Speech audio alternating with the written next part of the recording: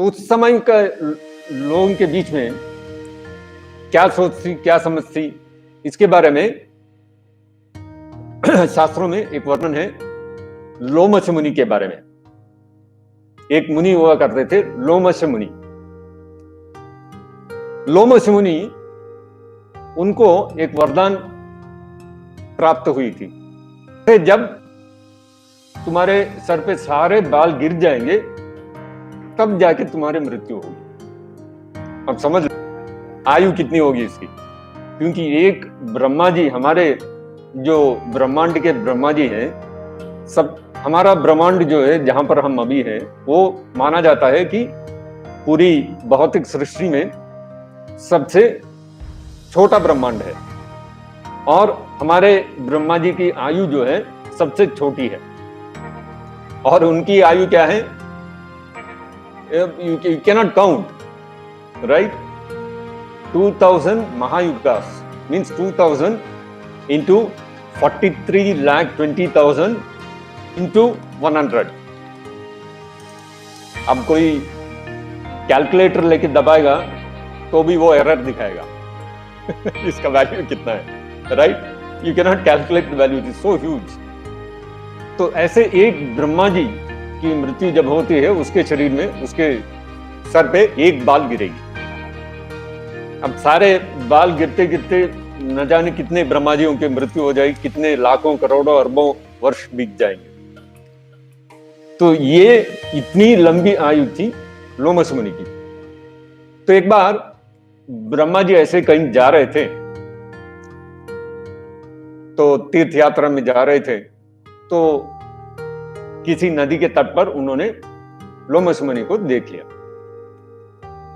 तो उन्होंने सोचा चलो हाय हेलो कर लेते हैं। तो लोमश मुनि के पास गए। हाँ लोमश मुनि, कैसे हो, तुम्हारे सारे कार्य यज्ञ वगैरह कैसे चल रहे हैं? हाँ बहुत बढ़िया चल रहे हैं। नारद मुनि, आप कहाँ जा रहे हो? बातचीत से ऐसे चल रही थी। फिर नारद मुनि ने पूछा लोमश मुनि से, अच्छा आप इधर कहाँ घूम रहे हैं? आपकी कुटिया कहाँ है? आपका आश्रम कहाँ है? Because naturally all rishis munis, wherever they are in the forest, they'll make one small kutia where they can sleep, they can do their activities and all those kind of things. तो उन्होंने ऐसे ही पूछ लिया नारद मुनि ने लोमश मुनि से। तो लोमश मुनि ने क्या उत्तर दिया, अरे भैया कितने दिन जीने वाले हैं, एक ना एक दिन तो मरना है, तो कौन कुटिया वगैरह बना के इतना झंझट कौन लेगा यार, तो मैं तो ऐसे ही जी रहा हूँ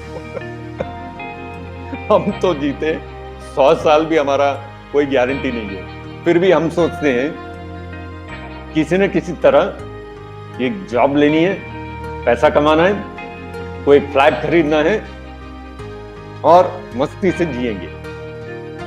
और लोमश मुनि कह रहे हैं इतनी लंबी आयु है उनकी, वो कह रहे कितने दिन जीने वाले हैं, तो ये सब आश्रम कर बना के क्या करेंगे। So you see the difference in the thought process, completely different.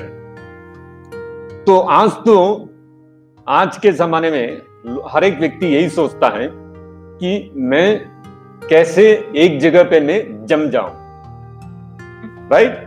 एक जगह पे एक फ्लैट लेके इस शहर में मुझे एक अच्छी सी नौकरी मिल जाए, मैं इस शहर में जम जाऊंगा। This what everybody thinks. Olden days ऋषिस एंड मुनीस वर नॉट लाइक दिस। कहीं किसी एक वन में चले गए, वहां पर आश्रम बना लिया, कुछ समय वहां पर बीतेंगे, अपने जो भी डिवोशनल सर्विस है, स्पिरिचुअल लाइफ है, आध्यात्मिक जीवन है, उसमें लगे रहेंगे। कुछ दिन पश्चात उस जगह को छोड़ के दूसरी जगह पर चले जाएंगे। क्यों? क्योंकि उनका जीवन का लक्ष्य आध्यात्मिक जीवन में प्रगति करना था। तो आध्यात्मिक जीवन में प्रगति करने के लिए वैराग्य बहुत ही आवश्यक है। तो ऋषि मुनि नहीं चाहते थे कि वो कभी भी किसी एक जगह में लंबे समय तक वहां पर रुके, क्योंकि लंबे समय एक जगह पे रुकने से क्या हो जाता है, हमें उस जगह से अटैचमेंट हो जाता है, right. We become attached to that place. So therefore the ऋषिस एंड मुनीस used to always keep traveling from place to place.